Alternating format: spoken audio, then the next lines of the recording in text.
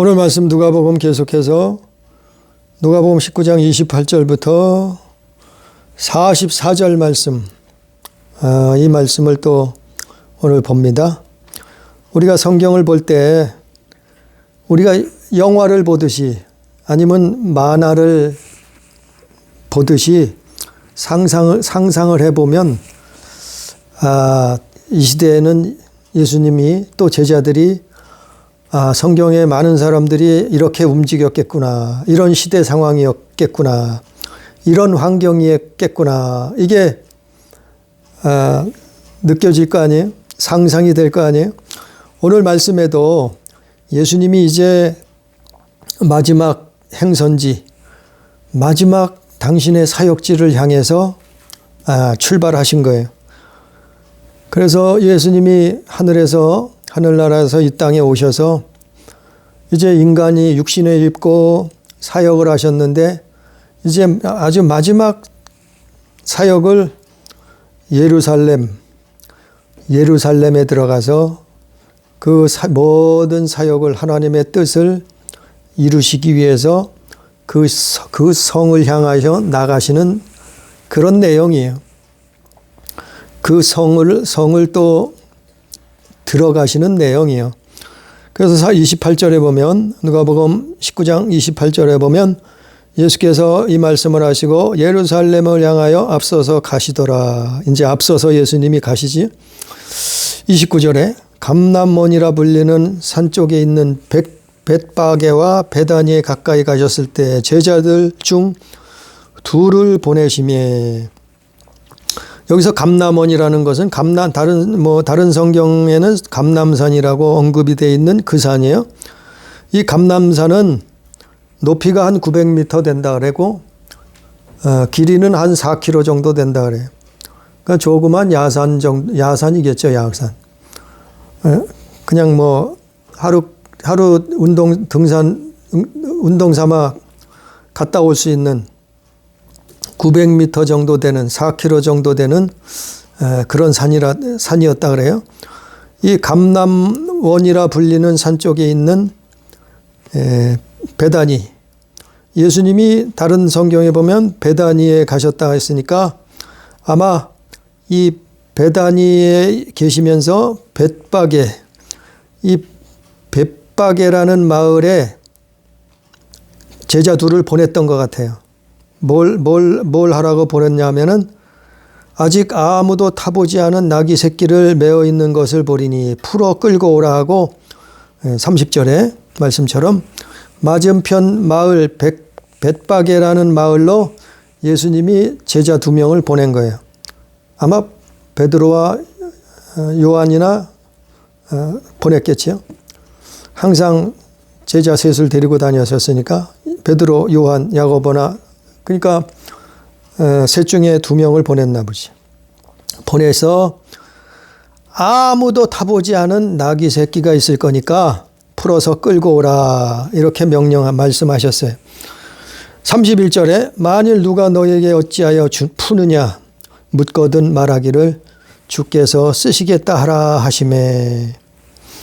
그래서 예수님이 쓰시겠다고 말하면 알아듣는다는 거예요. 주님께서 쓰시겠다고 하면은 나귀 주인이 순순히 준다는 거예요. 32절에 보내심을 받은 자들이 가서 그 말씀대로 만난지라 나귀 새끼를 풀 때 그 임자들이 이르되 어찌하여 나귀 새끼를 푸느냐 대답하되 주께서 쓰시겠다 하고, 그러니까 아무 말 없이 나귀를 내주는 거죠. 그런데 35절부터 보면은 바로 이게 예수님의 성품이에요. 예수님의 성품. 30절부터 계속이죠. 30절부터 35절까지 예수님이 나귀 새끼를 타셨다는 거예요. 그것은 물론 성경 말씀대로 그대로 그 성경의 말씀이 그 예언이 이루기 위해서 그렇게 하셨지.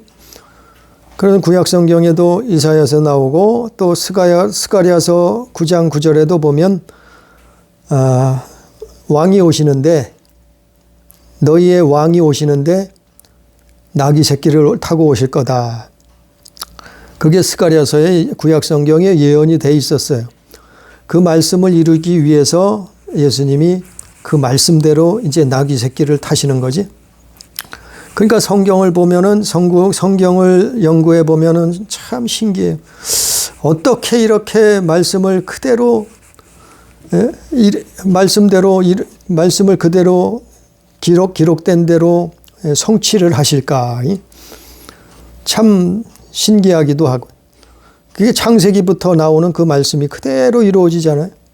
아담과 하와가 범죄한 다음부터 여자의 후손으로 오시겠다 했고, 또 오늘 말씀처럼 나귀 새끼 타고 오신다고 했고, 또 아브라함의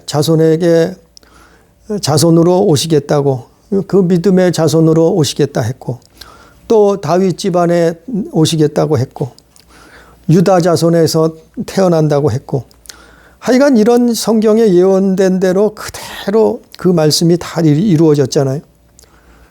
아니, 그런데 사람들은 생전 보이지도 않는, 있지도 않은 외계인은 믿으면서, 아니, 성경의 역사 속에 그대로 그 흔적이 나와 있는데 그걸 사람들은 믿지 않아요. 왜 그런가 하면은 그거는 사단이 못 믿게 하는 거예요. 거기에 정신이 팔려서 못 믿게 하는 거예요. 그래서 바로 예수께서 이 땅의 왕으로 오셔요. 이 38절 말씀처럼 하늘의 왕이셔. 그래서 만왕의 왕이라는 거예요.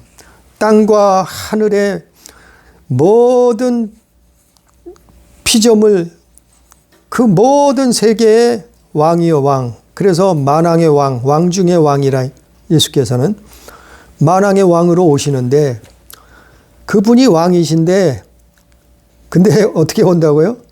요즘은 조그만 나라, 우리가 조그만 나라 왕이라도 어떻게 해요?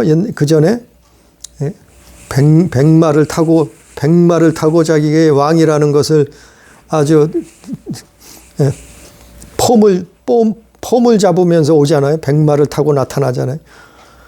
저 김정은이도 가끔 백두산에 백마를 타고 나타나잖아요. 자기가 그 나라의 왕이라는 거죠. 아니, 이 땅의 자그마한 나라의 왕도 그렇게 오는데, 그렇게 나타나는데, 예수님은 어떻게 나타나요? 나귀를 타고 오셨다. 물론 한번 아무도 타보지 않은 나귀 새끼인데 그 나귀의 새끼를 타고 오신다. 그게 예수님의 성품이에요. 이것이 하나님의 성품이에요. 그 성품이 뭔가 하면은 온유와 겸손이에요. 온유와 겸손. 그래서 그것을 너희도 본받으라 그랬어요. 우리 성경 한번 봅니다. 마태복음 11장 28절 30절. 누가 읽어봅니다. 마태복음 11장 28절부터 30절까지.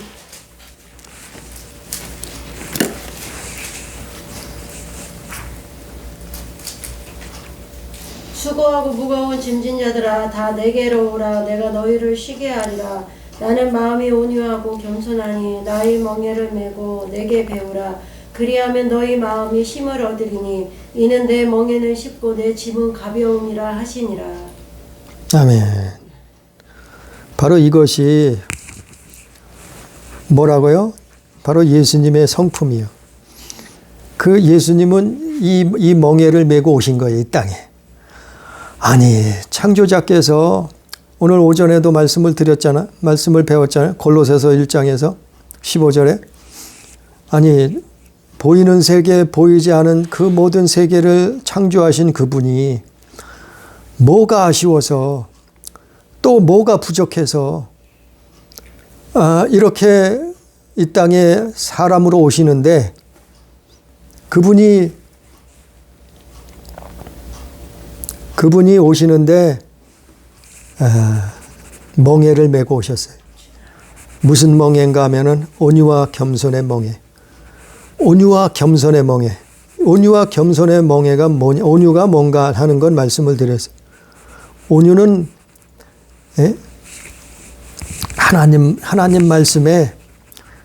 말씀을 순종하는 거예요. 따르는 거예요. 그 말씀에 길들여진 거예요. 그러니까 그 온유라는 것은 착하다는 뜻이 아니에요. 그리고 겸손은 알잖아요. 그 온유와 겸손의 멍에를 메고서 이 땅에 오셨단 말이에요. 이 땅에 오셨어요.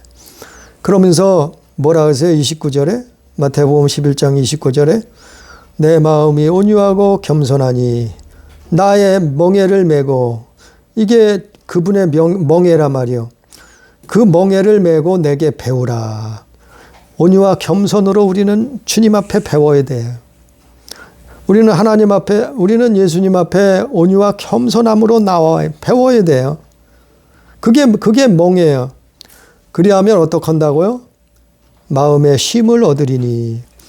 수고하고 무거운 모든 짐자들이 내게로 와서 쉼을 얻게 하리라. 내게로 오라 그랬는데, 내게로 오는 것이 뭐냐 하면은 온유와 겸손의 멍에를 매는 거예요. 온유와 겸손의 멍에. 그러면은 쉼을 얻는 거예요. 그러면 마음의 쉼을 얻는 거, 우리 영혼이 쉼을 얻는 거예요. 우리 영혼이 이 세상에는 쉴 데가 없어요. 쉴 데가 없어요. 돈 많이 벌면 쉴 것 같지? 아니요. 돈 많은 사람도 골치 아픈 일이 많아요. 그래서 잠을 못 자고 잠을 설치고 불면증에 걸린 사람이 한둘이 아니요. 또 명예 가지면, 또 높은 지위에 오르면, 또 뭐 세상에서 그 추구하는 것 가지고는 우리에게 우리 영혼에 쉼을 얻지 못해. 그러나 예수 앞에 나와서 배우라 이 말이에요. 온유와 겸손을, 그것은 30절 말씀처럼 그 내 멍에는 쉽고 내 짐은 가벼움이라. 쉽고 가볍다 이 말이에요. 그러니까 우리가 싸움이 일어나고 다툼이 일어나고 시기 질투하는 이유가 뭐냐면은 바로 이거예요. 온유와 겸손이 없어서 그래. 온유와 겸손이 없어서.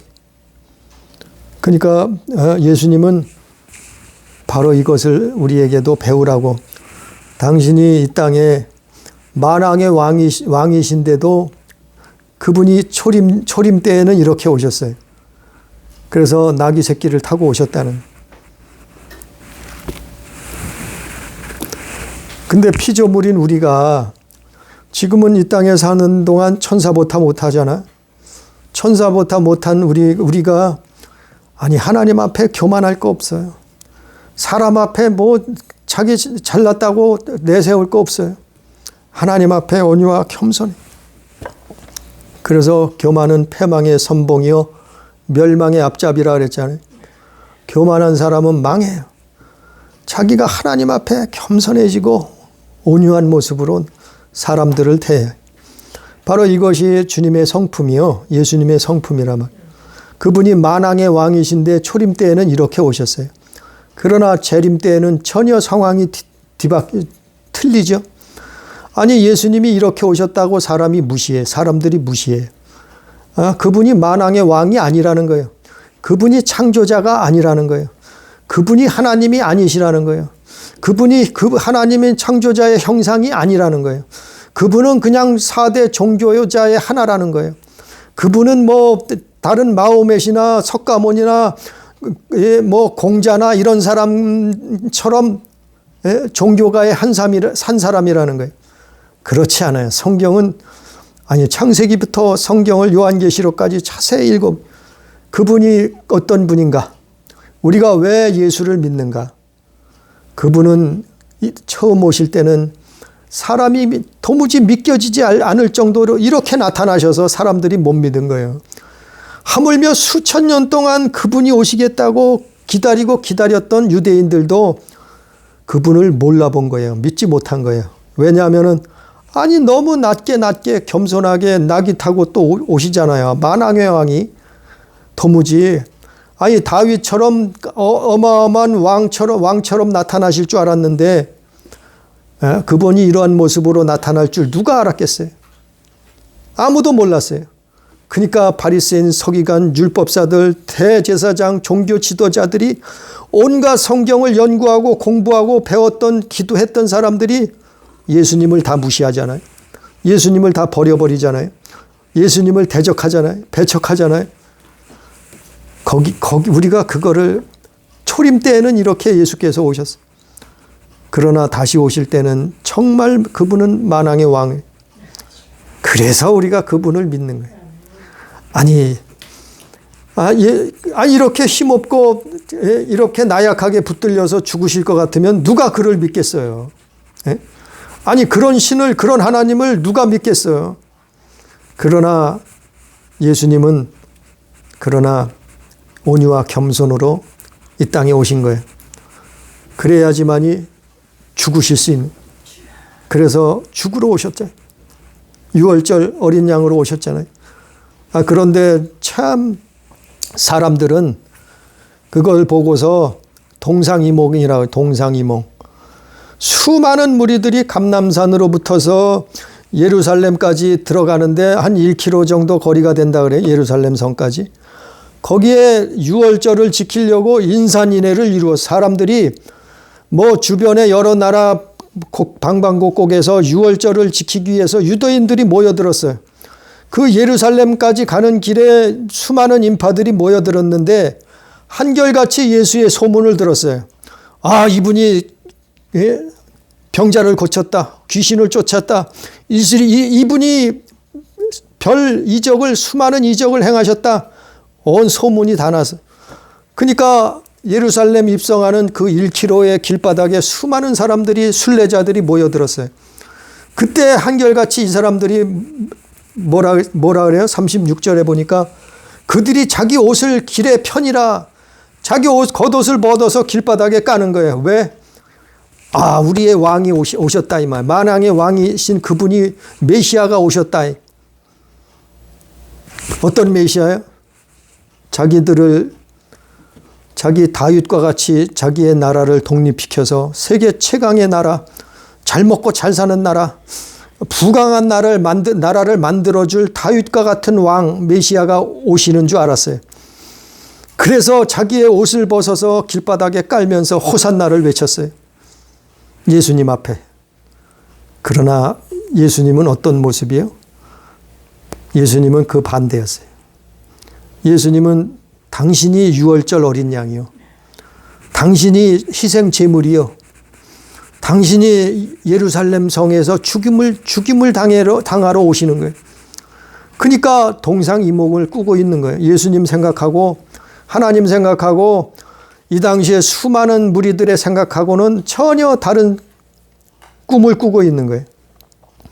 37절에 이미 감람산 내리막길에 가까이 오심에 제자들 온 무리가 자기들이 본 바 모든 농한 일로 인하여 기뻐하며 큰 소리로 하나님을 찬양하여 하나님을 큰 소리로 찬양하면서 모든 능한 일로 인하여 기뻐했다 그랬어요. 그러니까 예수의 소문이 온 이스라엘 땅에 퍼져버린 거예요. 3년 6개월 동안 사역하시면서. 그래서 마침내 가장 큰 절기 중에 하나인 유월절을 맞이해서 수많은 사람들이 예루살렘 성으로 모여들고 있었다. 그러다가 예수님을 만나니까 어떻겠어요?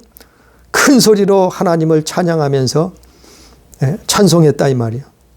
그러면서 38절에 보니까 이르되 찬송하리로다 주의 이름으로 오시는 왕이여 하늘에는 평하여 가장 높은 곳에서는 영광이로다 하니. 왕인 건 알았어요. 왕인 건 맞아요. 그러나 이 땅의 왕이 아니에요. 그들은 이 땅의 왕을 원했어요. 그러나 하나님은 이 땅의 왕이 아니셔요. 우주 만물의 왕이시지. 우주 만물의 왕. 이 땅의 왕이라는 거는 뭐예요? 이거는 자기들 욕심이에요. 이것도 탐심이에요. 욕심이에요. 유대인들이 자기들 민족을 살리고 부흥시키고 부강한 나라를 만드는 자기들의 왕, 유대인들의 왕, 다윗과 같은 왕, 그런 이 땅의 왕을 원했어요. 그러나 이것도 탐심이요, 욕심이요, 우상이요. 하나님은 이 땅의 왕이 아니에요. 우주 만물의 만왕의 왕이시다. 예수님은 그런 분이시다 이 말. 그 사람들이 오늘날도 오해해요. 아니 예수님을 무슨 아니 예수님이 혁명가래. 기가 막히잖아요. 아니 예수님이 사회주의자대. 아니 기가 막히잖아요. 아니 예수님이 이 코딱지만한 지구에 조그만 나라 왕 노릇하러 오셨어요? 창조자가 만물의 주인 되시는 분이 그거는 예수 믿는 게 아니에요. 그거는 죽은 예수, 2000년 전에 죽어버린 예수, 2000년 전에 사람으로 오셨던 예수. 예수님은 사람으로 오셨지만 창조자시라고 성경에 여러 곳에 기록되어 있잖아요. 우리는 그 예수를 믿는 거예요. 그래서 다시 살아나신 예수, 부활하신 예수, 만왕의 왕이신 천국의 주인이신 그분을 믿는 거지. 아니 이 땅에 2000년 전에 오셔서 4대 성인 종교가로 오셔서 힘없이 십자가에서 잡혀서 죽으신 그 사람이신 예수를 믿는 게 아니요. 우리는 그분을 믿지만은 그러나 만왕의 왕 하나님의 본체이신 그분을 믿는다 말이요. 우리는 사람이신 예수 또 천상천하의 왕 만왕의 왕이신 창조자 예수 그 예수를 믿는다고 오전에도 성경을 성경에 한두 군데에 그 말씀이 기록된 게. 그래서 이사야서 9장 9절에도 보면 그분이 이 땅에 정사를 메고 오셨어요. 기묘자로 모사로 이 땅에 오셨어요. 39절에 무리 중 어떤 바리새인들이 말하되 선생이여 당신의 제자들을 책망하소서 하거늘 대답하여 이르시되 내가 너희에게 말하노니 아니 왕이여 왕 하늘에는 평하여 가장 높은 곳에는 영광이로다. 하나님을 찬양하니까 왕이 오셨다고 찬양하니까 바리새인들이 뭐라 그래요? 무리 중에 어떤 바리새인들이 뭐라 그래요? 당신 제자들을 책망하라는 거예요. 아니 맞는 말을 했는데 왜 책망을 해요? 그러니까 이 바리새인들은 아직도 뭐 끝까지 정신을 못 차리죠. 끝까지 예수님을 못 알아보죠. 끝까지 예수님을 배도하죠.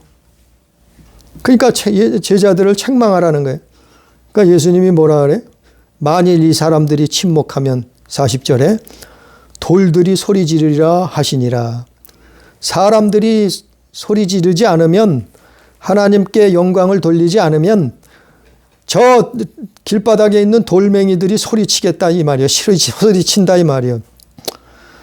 이 사람들이 조용히 해서 돌들이 소리치는 걸 한번 봤으면 또 아주 신기한 일을 봤을 텐데 아무튼 사람들이 호산나 소리를 지르고 왕이 오셨다고 하니까 하나님을 찬양하니까 돌들은 소리치지 않았겠죠. 그러나 사람들이 잠잠했으면 실제 돌들이 소리쳤을 거예요. 그 생명도 없는 돌들도 소리쳤을 거예요. 41절에 가까이 오사 성을 보시고 우시며 이제 예수님의 심정이 나오는 거죠. 예수님의 심정. 사람들은 흥분해서 난리가 났어요. 자기들의 왕이 나타나셨다고 자기의 나라를 구원할 다윗과 같은 왕이 나타났다고 흥분하고 난리가 났어요. 그런데 예수님은 우셨어요. 성을 보시고 예루살렘 성을 보시고 우시는 거예요. 왜냐하면 앞으로 닥칠 일을 뻔히 알고 계시니까 그분은 다 아시잖아요. 그래서 우시는 거예요. 이르시되 너도 오늘 평화에 관한 일을 알았다면 좋을 뻔하였거니와 지금 내 눈에 숨겨졌도다. 그러니까 예루살렘 성을 보면서 우시면서 하시는 말씀이에요. 그 예루살렘 성의 눈에도 숨겨져 있다는 거예요.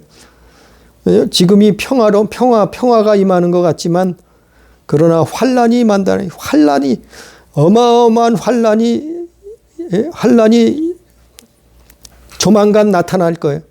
그거를 그래서 말씀하죠. 43절에 날이 이를지라 네 원수들이 토둔을 쌓고 너를 둘러 사면으로 가두고 또 너와 그 가운데 있는 네 자식들을 땅에 메어 치며 돌 하나도 돌 위에 남기지 아니하리니 이는 내가 보살핌을 받는 날을 알지 못함을 인함이니라 그랬어요. 그래서 이것 때문에 예수님이 성을 보시면서 우시는 거예요. 그래서 그럼 이 일이 뭔가 하면 우리 한번 봅니다. 왜 이스라엘 유대인들에게 이런 일들이 일어나는가? 마태복음 23장 37절부터 봅니다. 마태복음 23장, 다른 성경에도 있지만 마태복음을 한번 봅니다. 마태복음 23장 37절. 37절부터 39절까지. 37절부터 봅니다. 예루살렘아 예루살렘아 선지자들을 죽이고 내게 파송된 자들을 돌로 치는 자여 암탉이 그 새끼를 날개 아래 모음같이 내가 내 자녀를 모으려 한 일이 몇 번이더냐. 그러나 너희가 원하지 아니하였도다. 바로 이것 때문이요. 이스라엘 유대인들이 하나님 앞에 버림받은 이유가 바로 이 내용이죠. 마태복음 23장 37절 말씀. 선지자들을 죽이고 그들은 하나님이 수천 년 동안 선지자들을 보내서 구원하시려고 천국 백성이 되게 만드시려고 영생을 주시려고 죄에서 죄를 대속하고 천국의 하나님 자녀 삼으시려고 수없은 선지자들을 보냈는데 그들은 어떻게 했어요? 죽였단 말이에요. 죽였어요. 많은 선지자들을 죽였어요. 그들의 조상들이. 그들이 또 파송된 자들을 돌로 치는 자요. 돌로 쳐 죽였단 말이에요. 암탉이 그 새끼를 날개 아래 모음같이 내가 내 자녀들을 모으려 한 일이 몇 번이더냐. 암탉은 새끼를 알을 품고 있다가 병아리가 부화하잖아요. 그러면 새끼가 저거 할까 봐 품고 다니잖아요. 또 알도 품고 있잖아요. 그렇듯이 암탉이 그 새끼를 알에 모음같이 하나님이 이스라엘을 아브라함의 자손들을 구원하시려고 살리시려고 천국에 이끄시려고 영생을 주시려고 이런 수많은 일을 행하셨는데 그때마다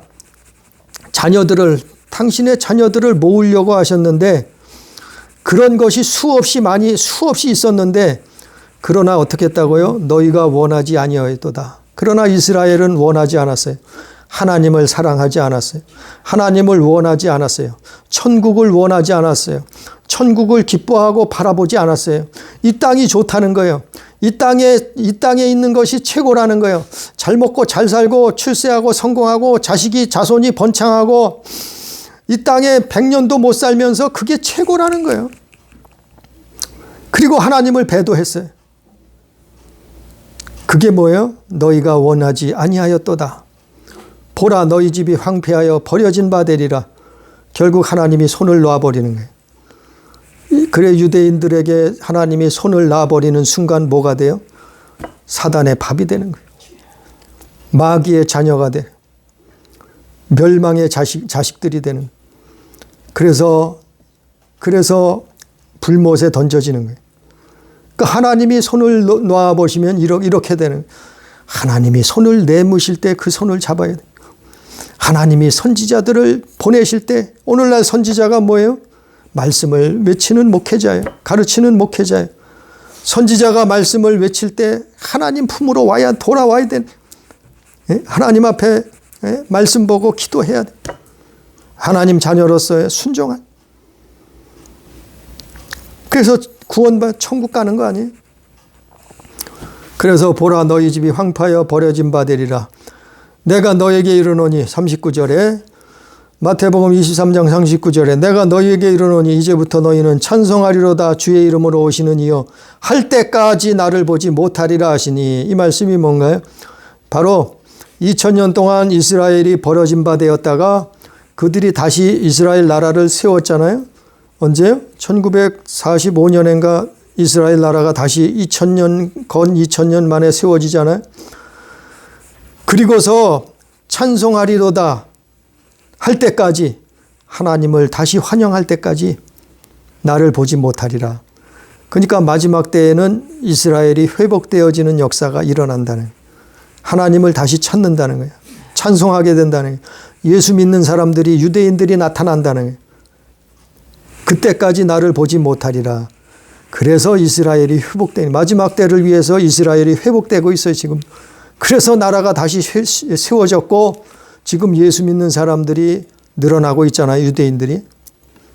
그런 하나님 말씀에 응하게 이루어지고 있는 거예요. 그래서 오늘 본문 말씀 누가복음 다시 돌아와 보면 44절에 보면, 후반절에 보면 보살핌 받은 나를 알지 못함을 인함이라. 그 하나님이 이들을 보살펴 줬는데 수천 년 동안 하나님이 아브라함의 자손이라고 그 아브라함을 봐서 그의 약속을, 아브라함에게 약속한 것이 있어서 또 다윗 왕에게 약속한 것이 있어서 믿음의 선진들에게 하나님이 약속을 하셨기 때문에 그들을 수천 년 동안 지키고 보호해 줬는데, 그런데 그 하나님을 버려버렸어요. 그 보살핌을 받는 나를 알지 못함을 인함이라. 그래서 마침내 예수님 이후로는 어떻게 됐어요? 하나님이 손을 놔버린 거예요. 그래서 예수님 죽으시고 6월절 어린 양으로 십자가에 죽으시고 그리고 부활 승천하신 다음에 AD 70년에 무슨 일이 일어났어요? 이런 일이 일어났잖아요. 로마의 디도 장군이란 사람이 로마의 군대를 이끌고 와서 이스라엘을 쑥대밭을 만들고 황무지를 만들어 버렸잖아요. 돌 위에, 성전을 돌 위에 돌 하나 남기지 않을 정도로 다 파괴해 버리고 이 유대인들은 세계 방방곡곡에 흩어지는 그런 민족이 돼버렸잖아요. 바로 우리도 하나님을 믿을 만할 때 믿어야 돼. 하나님이 손을 내밀 때 그분의 손을 잡아야 돼. 우리에게 복음이 전해졌을 때, 성경 말씀이 들려졌을 때 그때가 기회예요. 하나님 만날, 하나님 믿을 기회예요. 예수 만날, 예수 믿을 기회예요. 그때 하나님의 손을 잡아야 되네. 그 하나님이 손을 놔버리시면 그때는 뭐예요? 멸망이에요, 멸망. 그러니까 죽기 전에 예수 만나야 되고, 죽기 전에 회개해야 되고, 죽기 전에 하나님의 나라를 준비해야 돼. 그게 믿음이요, 신앙생활이에요.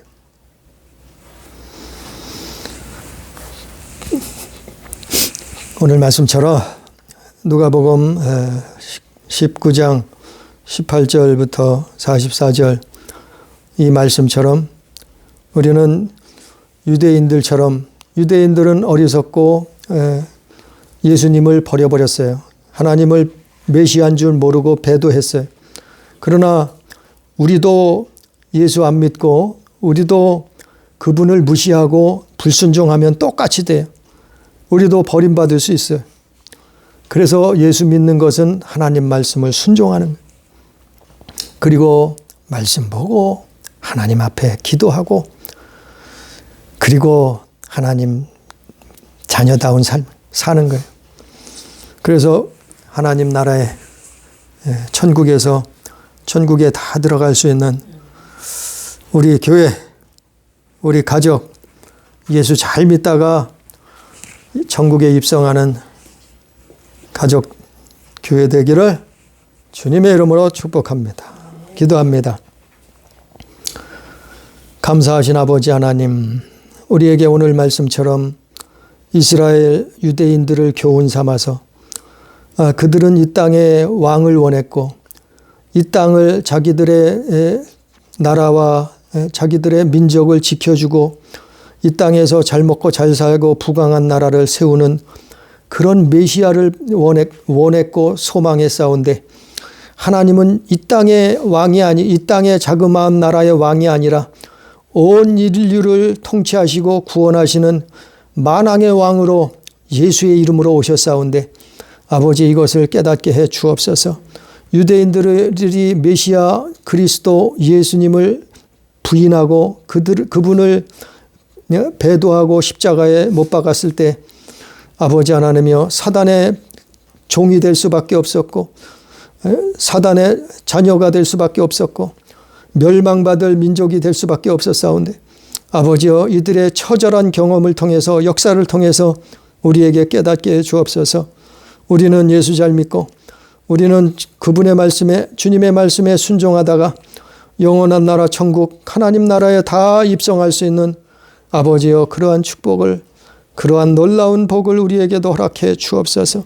믿음 잃지 아니하고 예수 잘 믿다가 아버지 하나님이여 천국을 소망하다가 영원한 나라에 입성할 수 있도록 역사하여 주옵소서.